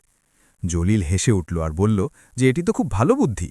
তারপর যখন সে সম্পদের জায়গায় উটের লাদি পাবে, তখন তার কি অবস্থা হবে? চলো, আমি তোমাকে সাহায্য করছি। পরের দিন জলিল একটি নিলামের আয়োজন করল। পুরো জনপদে ঘোষণা করে দেওয়া হলো যে তৌফিক তার বাড়ি বিক্রি করছে। নিলামের দিন অনেক মানুষ জমা হলো। সব মানুষ তৌফিকের অবস্থার ওপর মায়া করছিল যে বেচারাকে তার বাড়ি পর্যন্ত বিক্রি করতে হচ্ছে। নিলাম শুরু হলো আর মানুষ ডাক দিতে লাগল। তখনই ভিড়ের মধ্যে থেকে মঞ্জুর কসাইও এলো। সেও ডাক দিল আর প্রতিবার অন্যদের চেয়ে বেশি টাকা বলতে লাগল। ধীরে ধীরে বাকি মানুষরা পিছিয়ে যেতে লাগল, কারণ মঞ্জুর অনেক বেশি টাকা বলছিল। অবশেষে বাড়ি মঞ্জুরের নামে হয়ে গেল। মঞ্জুর খুশি মনে টাকা দিল আর চাবি নিয়ে নিল। তৌফিক টাকা নিল আর জলিলের সাথে সেখান থেকে চলে গেল। জলিল তৌফিককে বলল যে এখন দেখো কি হয়, আর হ্যাঁ, এখন তোমাকে তোমার স্ত্রীকে তালাক দিতে হবে, তুমি তার সাথে আর থাকতে পারো না। তৌফিক মাথা নাড়ল আর বলল যে জি আমি জানি, কিন্তু আগে আমাকে কাজী সাহেবের কাছে যেতে হবে। পরের দিন তৌফিক সরাসরি কাজীর কাছে গেল। সে জরিনাকে ৩ তালাক দিয়ে দিল। কাজী সাহেব সব কিছু লিখে নিলেন আর তালাকের কাগজ তৌফিককে দিয়ে দিলেন। তৌফিক সেই কাগজ জরিনার আম্মির বাড়িতে পাঠিয়ে দিল। যখন জরিনা তালাকের কাগজ পেল, তখন সে অবাক হয়ে গেল। সে ভাবল এটা কি হয়ে গেল, তৌফিক আমাকে তালাক কেন দিল? কিন্তু তারপর সে ভাবল যে চলো, কোনো ব্যাপার না, এখন আমি মঞ্জুরের সাথে থাকব আর সেই বাড়ি আমার হবে যার তখানায় এখনও সম্পদ থাকবে। সেই সন্ধ্যায় জরিনা আর মঞ্জুর দুজনেই সেই বাড়িতে গেল। মঞ্জুর খুব খুশি ছিল যে সে এই বাড়ি পেয়ে গেছে। জরিনা তাকে তহখানার বিষয়ে বলেছিল। সে বলেছিল যে সেখানে অনেক সম্পদ লুকানো আছে। দুজনে সরাসরি তহখানায় নামল। জরিনা দেওয়াল থেকে ইট সরালো আর ভেতরে হাত ঢোকালো। কিন্তু যেমনই তার হাত ভেতরে গেল, তার হাতে কিছু ভেজা আর দুর্গন্ধযুক্ত জিনিস লাগল।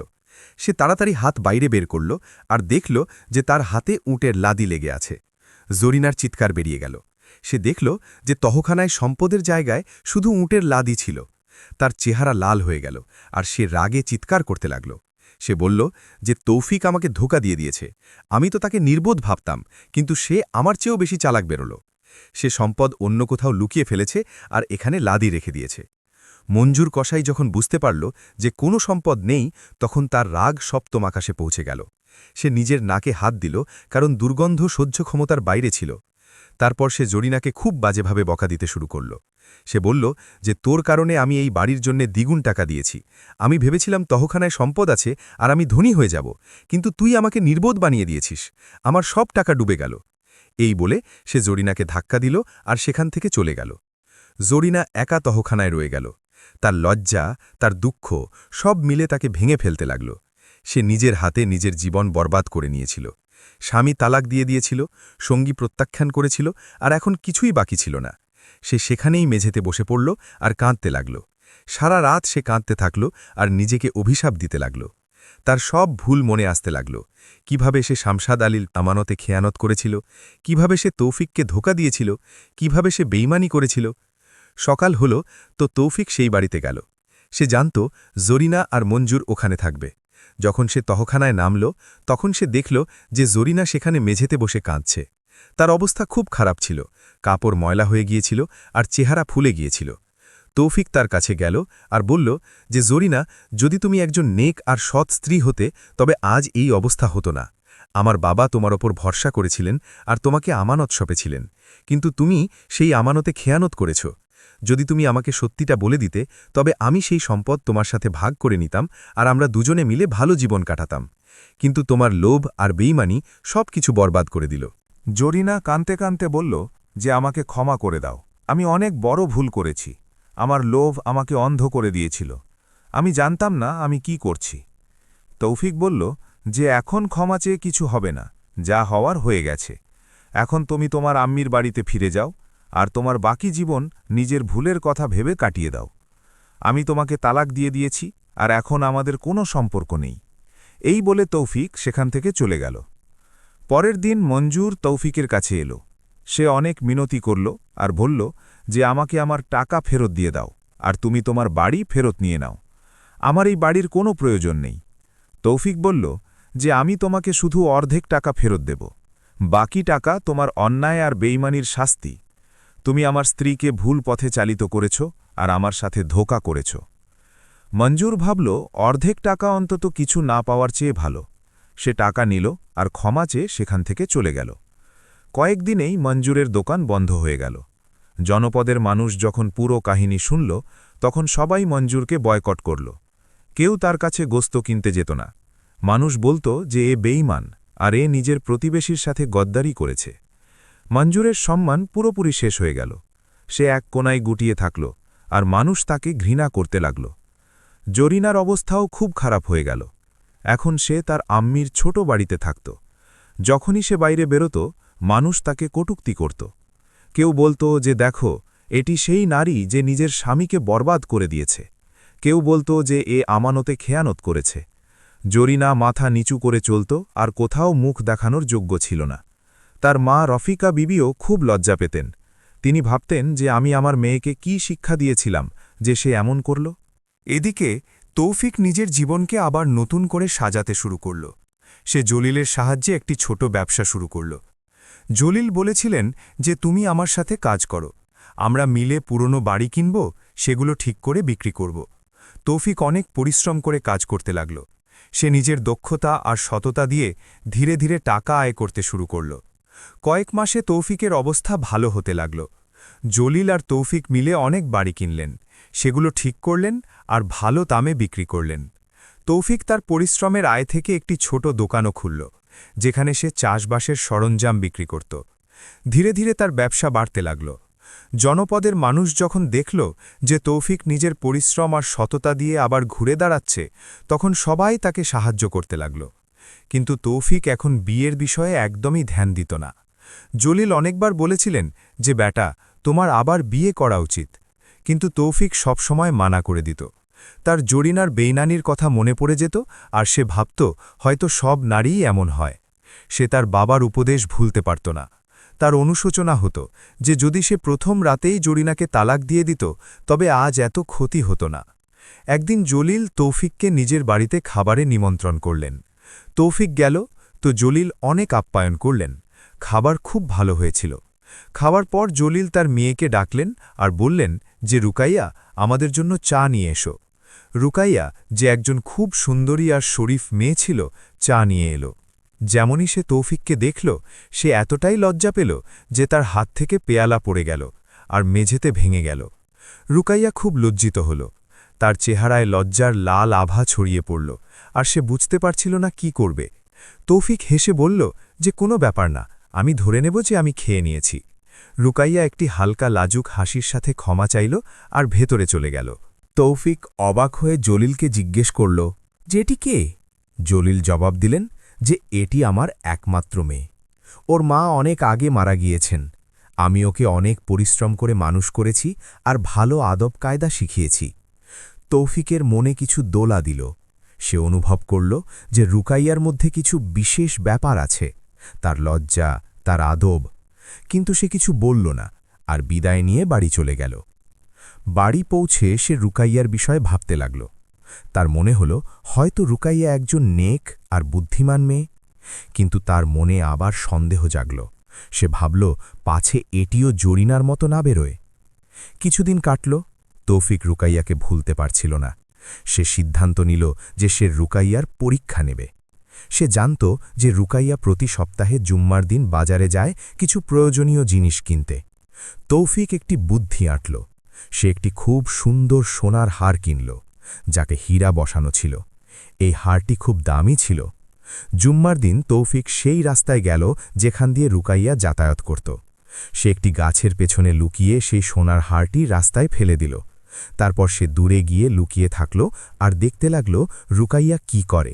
কিছুক্ষণ পর রুকাইয়া সেই রাস্তা দিয়ে যাচ্ছিল। যখন তার নজর সেই হারের ওপর পড়ল, তখন সে থেমে গেল। সে এদিক ওদিক দেখল যে কোথাও কাউকে দেখা যায় কিনা যার এই হার হতে পারে, কিন্তু আশেপাশে কেউ ছিল না। রুকাইয়া ঝুঁকে হারটি তুলল। হারের সৌন্দর্য আর চমক তাকে অবাক করে দিল। সে হারটি তীক্ষ্ণ নজরে দেখল। কিছু মুহূর্তের জন্য তার চেহারায় একটি অদ্ভুত টানাপোড়েন দেখা গেল, যেন সে কিছু ভাবছে। তৌফিক দূর থেকে দেখছিল আর তার বুক দ্রুত কাঁপছিল। সে দেখতে চাইছিল রুকাইয়া এখন কি করবে। সে কি হারটি নিজের কাছে রেখে দেবে নাকি অন্য কিছু করবে। রুকাইয়া আবার এদিক ওদিক দেখল। তারপর সে হারটি নিজের চাদরের ভেতর লুকাল আর দ্রুত হাঁটতে লাগল। তৌফিকের বুক দমে গেল। সে ভাবল হয়তো রুকাইয়াও তেমনই। সে হারটি নিজের কাছে রেখে দিল। কিন্তু তারপর সে দেখল যে রুকাইয়া বাজারের দিকে যাচ্ছে না, বরং মসজিদের দিকে যাচ্ছে। তৌফিকের মনে কিছু আশা জাগল। সে চুপচাপ রুকাইয়ার পিছু পিছু চলতে লাগল। রুকাইয়া সরাসরি মসজিদে গেল। সেখানে ইমাম সাহেব বসে কুরআন শরীফ পড়ছিলেন। রুকাইয়া আদবের সাথে সালাম করল আর বলল যে হুজুর, আমি রাস্তায় এই হারটি পেয়েছি। আমি জানি না এটি কার। যদি এর মালিক আসে তবে তাকে ফেরত দিয়ে দেবেন, আর যদি কেউ না আসে তবে এটি গরিবদের সদকা করে দেবেন। আমি চাই না এটি আমার কাছে থাকুক, কারণ এটি আমার নয়। ইমাম সাহেব খুব খুশি হয়ে রুকাইয়াকে দোয়া দিলেন। তিনি বললেন যে বেটি, আল্লাহ তোমাকে সবসময় সঠিক পথে চালিত করুন। আজকাল খুব কম মানুষ আছে যারা আমানতকে আমানত মনে করে। তুমি খুব ভালো করেছ। রুকাইয়া ধন্যবাদ জানালো আর সেখান থেকে চলে গেল। তৌফিক এই সব কিছু মসজিদের বাইরে থেকে দেখছিল। তার মনে এক অদ্ভুত আনন্দের ঢেউ বয়ে গেল। তার চোখে পানি চলে এলো। সে অনুভব করল যে রুকাইয়া সত্যিই একজন নেক আর সৎ মেয়ে। তার মধ্যে লোভ নেই, বেইমানি নেই। সে আমানতকে আমানত মনে করে আর ভুল জিনিস নিজের কাছে রাখে না। তৌফিকের তার বাবার উপদেশ মনে পড়ে গেল। সে ভাবল যদি তার বাবা বেঁচে থাকতেন তবে রুকাইয়াকে দেখে অবশ্যই খুশি হতেন। তৌফিক মসজিদের ভেতরে গেল আর ইমাম সাহেবকে বলল যে হুজুর, ওই হারটি আমার, আমি রাস্তায় ফেলে দিয়েছিলাম। ইমাম সাহেব জিজ্ঞেস করলেন যে তুমি বলো হারটি কেমন। তৌফিক হারের পুরো বিবরণ দিল। ইমাম সাহেব সন্তুষ্ট হলেন আর হার তৌফিককে দিয়ে দিলেন। তৌফিক হার নিল আর বাইরে বেরিয়ে এলো। রুকাইয়া তখনও বাজারের দিকে যাচ্ছিল। তৌফিক তাকে আওয়াজ দিল আর বলল যে থামুন। রুকাইয়া ঘুরে দেখল তো তৌফিককে পেল। সে আবার লজ্জা পেল। তৌফিক বলল যে এই হারটি আমার ছিল, যা আপনি পেয়েছিলেন। আপনি এটি বেইমানি করে নিজের কাছে রাখেননি, বরং মসজিদে জমা দিয়ে দিয়েছেন। আমি এই সব দেখেছি, আর যা আমি আজ দেখেছি তারপর আমি বলতে চাই যে এই হারটি এখন আপনার। এটি আপনার মহর হিসেবে কবুল করুন, আর আমি এর চেয়েও বেশি দেব যাতে আপনার বাবা রাজি হয়ে যান। রুকাইয়া অবাক হয়ে গেল। তার মাথায় আসছিল না কি হচ্ছে। তার চেহারায় লজ্জা আর আনন্দ দুটোরই ছাপ ছিল। সে ধীরে ধীরে বলল যে এটি আপনি কি বলছেন। তৌফিক বলল যে আমি আপনাকে বিয়ে করতে চাই। আমি আপনাকে পরীক্ষা করেছি আর আমার বিশ্বাস হয়ে গেছে যে আপনি নেক আর সৎ। রুকাইয়া মাথা নিচু করে বলল যে এই সিদ্ধান্ত আমার আব্বাজান নেবেন। যা তিনি বলবেন তাই আমার সম্মতি। তৌফিক বলল যে তবে আমি আপনাকে বাড়ি পর্যন্ত পৌঁছে দিই আর আপনার আব্বাজানের সাথে কথা বলি। রুকাইয়া অনুমতি দিল। দুজনে জলিলের বাড়ির দিকে রওনা দিল। যখন জলিল নিজের মেয়েকে তৌফিকের সাথে আসতে দেখলেন তখন সে মুচকি হাসলেন। তার আগে থেকেই আন্দাজ ছিল যে এমন কিছু হতে চলেছে। জলিল বললেন যে তৌফিক বেটা, যদি তুমি রুকাইয়ার সাথে সম্পর্ক করতে চাও তবে আমার কোনো আপত্তি নেই, কিন্তু আমার একটি শর্ত আছে। তৌফিক জিজ্ঞেস করল যে কি শর্ত চাচাজান? জলিল বললেন যে আমার মেয়ের মহর অনেক ভারী। আমার শর্ত হল তোমার কাছে যা কিছু আছে, যা সম্পদ তুমি আয় করেছ, সে সব কিছু তুমি রুকাইয়াকে মহর হিসেবে দাও। এটি শুনে তৌফিক কিছুটা অবাক হল, কিন্তু তারপর সে কোনো দ্বিধা ছাড়াই বলল যে চাচাজান, আল্লাহর কসম, রুকাইয়ার জন্য কোনো জিনিস দামি নয়। যা আমি আজ দেখেছি তারপর আমি আমার সব কিছু দিতে প্রস্তুত। জলিল হেসে উঠলেন। তিনি বললেন যে বেটা, আমি তো শুধু এটা দেখতে চেয়েছিলাম যে তুমি রুকাইয়াকে কতটা ভালোবাসো। আমিও আমার একমাত্র মেয়ের জন্য সময়ের চড়াই উতরাই নিয়ে ভয় পাই। মহরের জন্য তো এই হারই যথেষ্ট, বরং এর চেয়েও বেশি। তুমি নেক আর পরিশ্রমী, আমার বিশ্বাস তুমি রুকাইয়ার খেয়াল রাখবে। আমি এই সম্পর্কের জন্য রাজি। তৌফিক খুব খুশি হল। সে জলিলের হাত চুমু খেল আর ধন্যবাদ জানাল। তারপর বিয়ের প্রস্তুতি শুরু হল।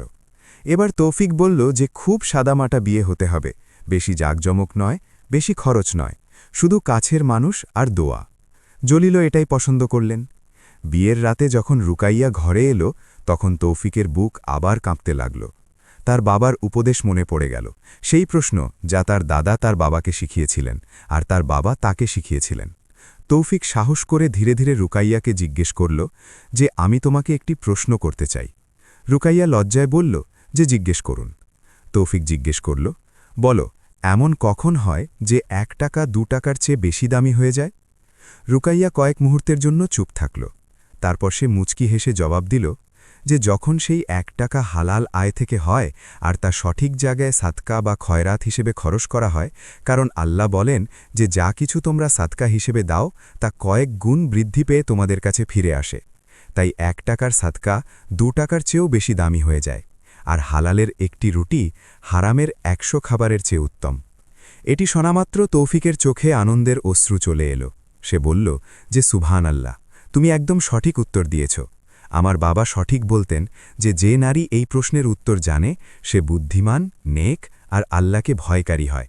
আল্লাহ আমাকে 3 বার বিয়ে করার সুযোগ দিয়েছেন, যাতে শেষে আমি তোমার মতো নেক স্ত্রী পেতে পারি। আগে আমি ভাবতাম সব নারী একরকম হয়, কিন্তু তুমি আমার ভাবনা বদলে দিয়েছ।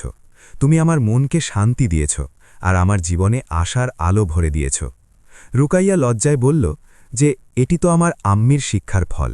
তিনি আমাকে সবসময় শিখিয়েছেন যে আল্লাহকে ভয় করো, হালাল আয় করো, হালাল খাও আর সবসময় অভাবীদের সাহায্য করো। দুনিয়ার সম্পদ তো একদিন শেষ হয়ে যাবে, কিন্তু নেকির আয় সবসময় সাথে থাকবে। এরপর তৌফিক আর রুকাইয়া অনেক আনন্দ আর শান্তির সাথে জীবন কাটাতে শুরু করল। আল্লাহ তাদের পুত্র আর কন্যা সন্তান দান করলেন। তৌফিকের ব্যবসা দিন দিন বাড়তে থাকল। সে একজন বড় কৃষক হয়ে গেল আর অনেক জমি কিনল। কিন্তু সে কখনো তার বাবার উপদেশ ভুলল না। সে সব সময় তার সন্তানদেরও তাই শেখাত যে আসল সম্পদ বুদ্ধি, সততা আর নেকি।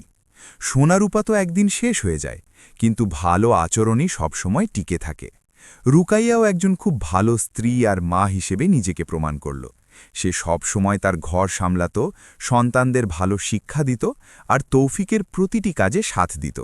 যখনই কোনো বিপদ আসত, রুকাইয়া ধৈর্য আর সাহসের সাথে কাজ নিত।